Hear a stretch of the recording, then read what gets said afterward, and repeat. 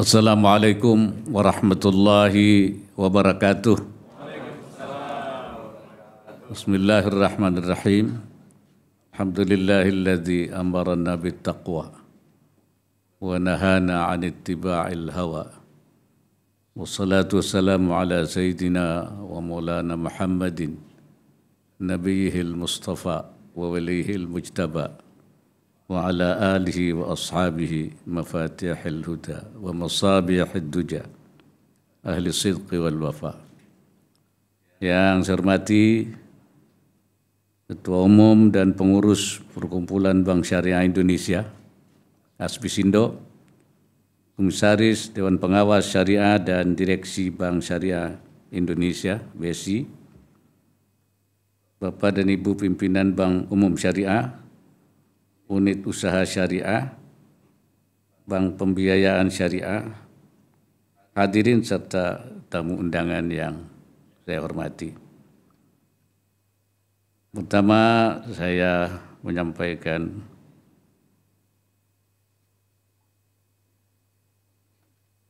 alhamdulillah pada pagi hari ini dan menyampaikan sekaligus juga habis lebaran ini minal aidin wal faizin, walaupun sudah telat sedikit, ya, mohon maaf lahir dan batin.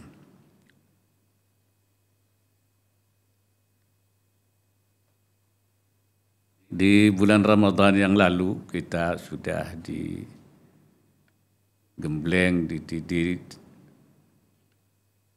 dengan puasa, dengan amalan yang baik, yang maksudnya itu supaya kita menjadi orang yang bertakwa. Nah, orang yang bertakwa ini tidak hanya sebulan Ramadan, tetapi justru untuk menjadi bekal kita 11 bulan berikutnya ini. Jadi supaya kita berada di dalam jalur takwa ini selama 1 tahun. Dan kemudian kita cas lagi setiap tahun sehingga kita tidak pernah. Takwa itu adalah menjalankan perintah Allah Subhanahu wa taala, meninggalkan larangannya. Karena memang syariah itu isinya cuma 2 saja. If'al la taf'al. Kerjakan dan jangan dikerjakan. Jadi hanya 2 hal saja, kerjakan ini. Jangan kerjakan ini. Jadi sebenarnya cuma 2 hal saja. Jadi kalau syariah itu isinya apa? Isinya itu. Kerjakan ini, jangan kerjakan ini. Namanya if'al wa la taf'al. Jadi kita itu hanya harus mengerjakan apa yang disuruh mengerjakan. Naf'al ma qala Allahu if'al, mengerjakan apa yang Allah katakan kerjakan. Wala naf'al ma qala Allahu la taf'al, jangan kerjakan apa yang Allah bilang tidak kerjakan. Nah, ini tidak hanya menyangkut soal akidah, tapi juga bukan hanya soal ibadah, tapi juga soal muamalah. Ya. Jadi semua aspek, ya, akidahnya, ibadahnya, muamalahnya, termasuk soal ekonominya. Nah, itu. Supaya kita mengikuti apa yang, itulah mengapa kita pentingnya juga membangun ekonomi syariah. Supaya kita mengikuti, kenapa harus sesuai dengan syariah? Karena itu manhajillah, jalan Allah. Kita supaya berjalan di jalan Allah. Ya, kenapa? Karena yang tahu pada kita mestinya seperti apa yang terbaik, itu yang menciptakan manusia itu. Makanya kita kembangkan ekonomi syariah. Dan di awal-awal kita mulai dengan keuangan syariah, terutama perbankan syariah. Kita mulai dengan perbankan, karena dulu masalah utamanya itu pembiayaan. Jadi masyarakat ini mengeluh tidak ada pembiayaan yang sesuai dengan syariah. Karena itu maka kalau dilihat fatwa-fatwa majelis ulama dulu itu bunyinya itu adalah LKS gitu isinya itu. Lembaga keuangan syariah, karena isinya itu memang masalah keuangan. Tapi kemudian masalah keuangan ini kan yang harus dibiayai itu juga harus sesuai syariah. Nah, tidak boleh yang tidak sesuai syariah. Barulah kita. Jadi kalau dulu gerakannya memang tahun 2000 itu kita sebut sebagai memasyarakatkan ekonomi syariah, mensyariahkan ekonomi masyarakat. Kira-kira begitu awalnya itu. Tapi dimulai dengan lembaga keuangan. Tapi kemudian kita kembangkan pada tahun 2020, itu kita perluas. Bukan hanya industri keuangan, tapi juga industri halalnya. Kemudian bisnisnya, ya, pengusahanya kita kembangkan bisnisnya. Sebab kalau tidak ada bisnis syariah, industri keuangan tidak bisa berjalan untuk membiayai apa. Dan bisnis itu harus ada para pebisnisnya. Oleh karena itu kita kembangkan juga para pengusahanya. Ya, kalau tidak ada pengusahanya, tidak ada. Industri tidak ada. Kemudian kita kembangkan juga dana sosial. Jadi sejak 2020 itu kita kembangkan dengan 4 fokus, ya, industri keuangan, industri halal, kemudian bisnis syariah, dan kemudian lembaga sosial syariahnya itu zakat dan wakaf.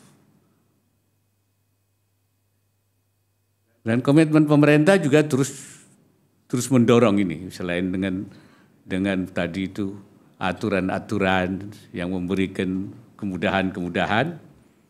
Dari aspek kelembagaan pun maka dibentuklah Komite Nasional yang dulunya asalnya itu Komite Nasional Keuangan Syariah, kemudian diperluas menjadi Komite Nasional Ekonomi dan Keuangan Syariah.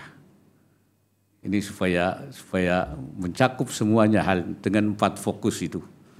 Bahkan di berbagai daerah pun kita bentuk komite daerah ekonomi dan keuangan syariah untuk menggerakkan potensi ekonomi di daerah. Dan sekarang sudah 30 KDEKS. Jadi dari 38 provinsi sudah 30. Tinggal 8. 8 provinsi itu di Papua 6 Papua plus NTT plus Bali. Ini yang belum komite daerahnya itu. Sulawesi Utara walaupun gubernurnya Kristen, ya mayoritas penduduknya Kristen, sudah dibentuk. Dan ketuanya gubernurnya. Kristen yang syariah.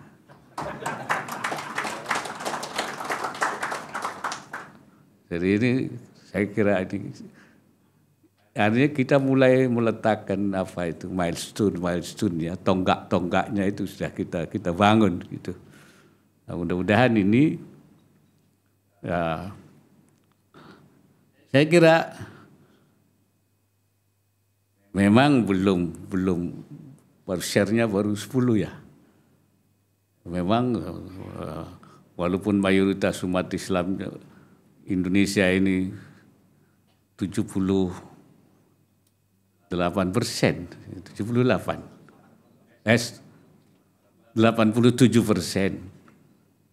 Tapi share-nya baru 10%. Kenapa? Kalau untuk kebaikan itu memang banyak penghalangnya. Iya. Kan sudah setannya kan sudah janji. Iya, sudah janji.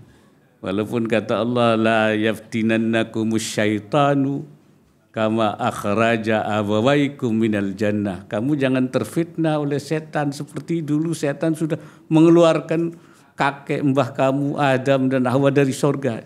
Kamu jangan terfitnah. Dulu kan Nabi Adam difitnah, digoda. Ada yang bilang kan Nabi Adam, iblis itu maksiat. Nabi Adam juga maksiat sama-sama. Tapi beda maksiatnya. Kalau iblis itu kan memang tidak mau dia. Tidak mau mengikuti perintah Allah. Kenapa kamu tidak sujud? Karena saya dari api, dia dari. Jadi dia merasa sombong. Jadi kemudian nggak merasa salah dia, dikutuk. Nabi Adam begitu dia bilang saya salah tapi saya ini lemah. Saya tergoda. Oleh karena itu saya minta ampun. Nah ini orang yang minta ampun kan beda.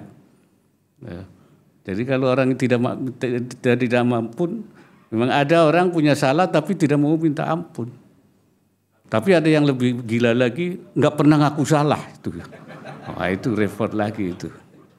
Ya. Nabi Adam ngaku salah, karena itu diajari oleh Allah. Udah, baca kamu minta ampun. Ya, kemudian Nabi Adam baca apa? Bacanya apa? Rabbana zalamna anfusana wa illam taghfir lana fataba alaihi. Ya. Ditobatkan. Jadi itu beda ya. Orang yang maksiat karena dia merasa tidak bersalah, dengan orang maksiat karena dia merasa salah kemudian bertobat. Itu beda kelasnya. Makanya Nabi Adam diampuni, iblis tidak. Cuman iblis tidak mau sendirian masuk surga, karena itu ngajak. Ini anak cucu Adam itu. Ya, manusia ini terus diajak bareng-bareng supaya bareng-bareng dia masuk neraka. Makanya dia bilang la aqudanna lahum siratakal mustaqim fa bima aghwaytani la aqudanna lahum siratakal mustaqim. Karena engkau sudah membuat saya sesat, mereka anak-anak cucu Adam mau saya halang-halangi supaya jangan mengikuti jalan yang benar. Nah ini tantangannya di sini. Tsumma atiyannahum, kemudian saya akan datangi mereka min baini aidihim dari depannya, wa min khalfihim dari belakangnya, wa an aimanihim dari kanannya, wa an aisarihim wa in syama'ilihim dari kirinya. Atala tijida aktsarahum syakirin, sehingga tidak banyak yang mereka itu bersyukur itu. Akhirnya jadi memang gitu. Jadi ternyata setan itu yang banyak bukan di tempat yang salah-salah itu. Bukan tempat maksiat itu bukan. Karena di tempat maksiat itu sudah temannya setan semua. Bahkan ada yang jadi setan di sana, sudah jadi setan sendiri. Jadi yang setan itu yang banyak gentayangannya di masjid-masjid. Supaya jangan masuk masjid, atau supaya sholatnya enggak benar di majelis salim, di bank-bank syariah, ini banyak setannya ini kan. Ya kan. Makanya sekarang pangsa pasarnya masih 10, belum naik-naik, karena itu setannya itu. Ditaswis namanya, dibikin ragu, sama aja. Bank syariah dengan bank konvensional nggak ada bedanya. Bagaimana kok nggak ada bedanya itu? Bedanya seperti apa? Saya bilang seperti langit sama sumur. Ya kan bedanya bainas sama iwal bi'r. Yang jauh kan beda semua, naturnya beda. Ya semuanya beda. Katanya ya udah ditaswis saja. Nah inilah memang perjuangannya. Oleh karena itu saya bilang bahwa bergerak di perbankan syariah, di ekonomi syariah, itu bukan hanya soal bisnis, tapi juga soal jihad. Ya, jihad untuk jihadud dakwah. Namanya jihad dakwah. Saya membagi jihad itu dua. Satu jihad qitali, namanya jihad perang. Yang kedua jihad islahi, jihad perbaikan. Nah, qitali itu ada, cuman sifatnya itu defensif. Jihad difa'i namanya itu. Ayatnya begitu, diizinkan bagi mereka yang ya dimusuhi, diperangi, diusir, ya untuk memerangi mereka. Jadi mempertahankan diri. Apa qitali itu sudah hilang? Tidak hilang, terus ada. Di kita itu dulu yang namanya fatwa jihadnya Hadratus Syekh Hasyim Asy'ari ketika mengusir Belanda, ya, yang menginspirasi lahirnya 10 November, itu jihad qitali. Perang di Ponorogo, geger Cilegon, merebut kemerdekaan, mengusir Belanda, itu jihad qitali. Kalau tidak ada jihad qitali mungkin kita enggak merdeka. Jadi itu. Nah sekarang lagi ditunda dulu, enggak ada. Nanti besok ada lagi apa tidak, lihat aja tantangannya ada enggak. Nanti muncul jihad qitali namanya itu. Sekarang jihad harus dihapus, enggak dihapus, wong ayatnya enggak hilang kok. Enggak hilang. Ya. Dan kita pernah menggunakan itu. Kita melawan Belanda itu. Ya, kan fatwa jihad qitali, perang. Kalau enggak ada 10 November itu. Ya. Nah, islahi itu perbaikan. Itu jihad perbaikan. Dan itu yang terus. Jihad islahi itu yang disebut khittah nabawiyah. Ya, khittahnya para nabi. Seperti dikatakan oleh Nabi Syuaib, in uridu illal islah wa ma taufiqi illa billah. Saya tidak mengendaki kecuali melakukan perbaikan. Apa yang saya lakukan itu perbaikan. Al-islah. Mastata'u, semampu saya, kata Nabi Syuaib.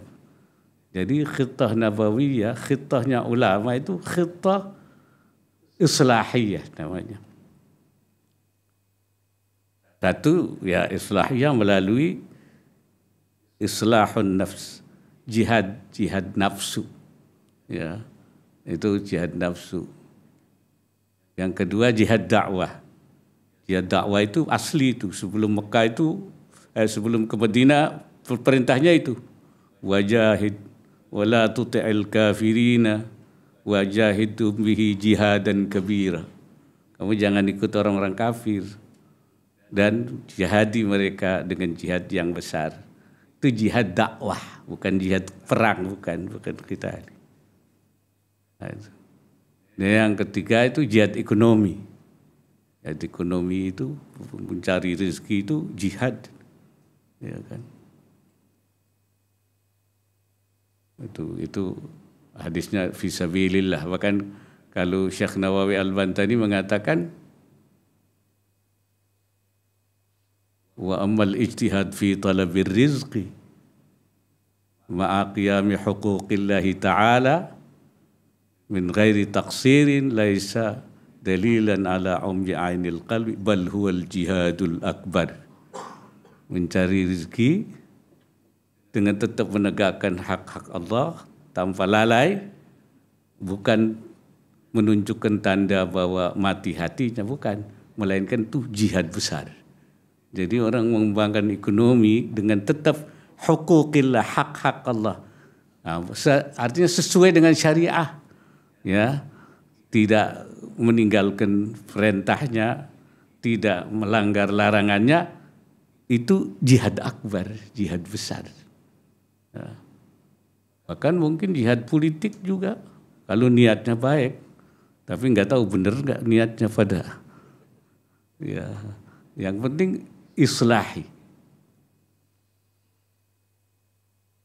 Jadi saudara-saudara sekalian, karena memang ekonomi syariah terutama perbankan ini merupakan jangkar ekonomi syariah menurut saya, dan kita mulai dari situ, maka sebenarnya yang akan bisa menggerakkan ini adalah peran daripada perbankan syariah itu. Jadi saya harap bahwa sesuai dengan temanya ini, ya, yaitu bank syariah ini nanti akan bisa mengoptimalkan pertumbuhan ekonomi dan melahirkan, ya, apa namanya, sekarang itu sebutnya ekonomi baru, ya, tidak lagi konvensional tapi ekonomi baru, pertumbuhan baru, sehingga ekonomi nasional kita akan besar. Hadirin sekalian, pada kesempatan yang baik ini saya ingin memberikan pesan beberapa hal. Pertama, tingkatkan ketahanan dan daya saing industri perbankan syariah. Ya. Kualitas tata kelola dan manajemen risiko untuk membangun ketahanan industri perbankan dan syariah itu harus diprioritaskan.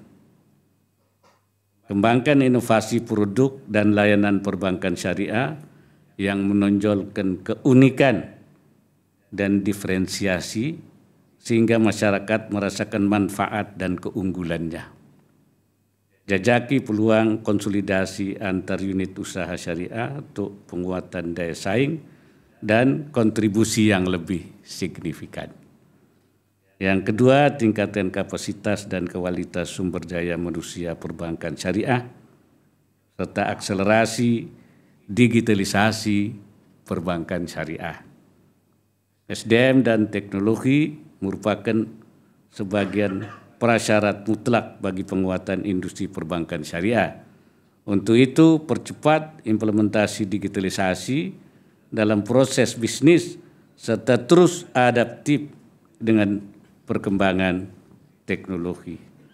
Peningkatan kapasitas dan kualitas mesti mencakup semua level SDM, mulai dari teknis dan operasional, manajerial, hingga pengawasan perbankan syariah. Baik pengawasan dalam arti kehati-hatian maupun pengawasan dalam arti pengawasan syariah, ya, DVS. Tiga, tingkatkan kontribusi perbankan syariah dalam perekonomian nasional, tingkatkan akses pembiayaan syariah bagi UMKM, guna mendorong terciptanya pembangunan ekonomi yang inklusif dan berkelanjutan. Kembangkan inovasi produk dan layanan syariah sesuai karakteristik dan kebutuhan pelaku UMKM. Tingkatkan peran dan kontribusi pembiayaan proyek berkelanjutan, antara lain dengan skema KPBU syariah. Coba dibangun itu. Dan terakhir, perkuat sinergi dan kolaborasi, peningkatan literasi dan inklusi keuangan syariah. Perbankan syariah dapat menjadi penggerak sinergi dan kolaborasi aktif di sektor industri halal dan keuangan sosial syariah. Dukung implementasi pengembangan perbankan syariah nasional sesuai dengan panduan peta jalan yang disediakan lembaga otoritas keuangan. Selain itu, dibutuhkan strategi komunikasi publik yang efektif, inovatif, dan berkelanjutan guna mempercepat peningkatan literasi maupun inklusi. Utama tadi itu untuk menangkal pengaruh isu-isu setan itu loh, yang selalu menghalanginya itu. Nah, ini itu penting di strategi komunikasi publiknya supaya di efektifkan dan buat inovasi-inovasi. Hadirin yang terhormat, saya juga meyakini bahwa faktor penting lainnya yang turut mempengaruhi keberhasilan perkembangan ekonomi dan keuangan syariah adalah kepemimpinan. Ini pemimpin ini penting. Saat ini hadir para pemimpin industri perbankan syariah unit syariah dan bank pembiayaan rakyat syariah di bawah naungan Aspisindo. Saya minta prinsip tata kelola kehati-hatian, inklusif, keadilan, keberlanjutan senantiasa saudara-saudara sekalian aplikasikan pada seluruh lini proses bisnis yang dijalankan. Selain itu, terus perkuat kolaborasi antar pemangku kepentingan, termasuk dengan pemerintah, otoritas, dan mitra-mitra strategis lainnya. Mari lanjutkan kinerja dan kerjasama yang baik dalam memajukan ekonomi dan keuangan syariah. Dan juga manfaatkan semua peluang yang ada.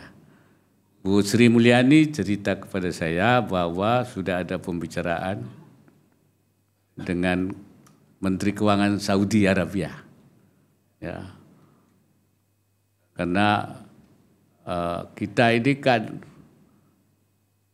banyak sekali uang yang masuk ke Saudi Arabia itu, baik lewat haji maupun umroh, itu bisa selama ini yang menikmati itu pihak Saudi saja.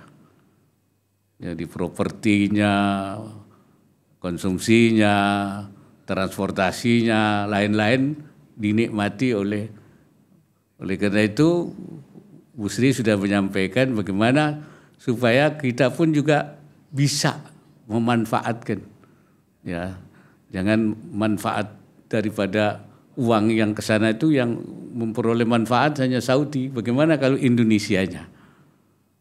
Menteri Keuangan di Saudi sudah setuju, karena itu sedang di follow up seperti apa, bagaimana untuk propertinya, bagaimana untuk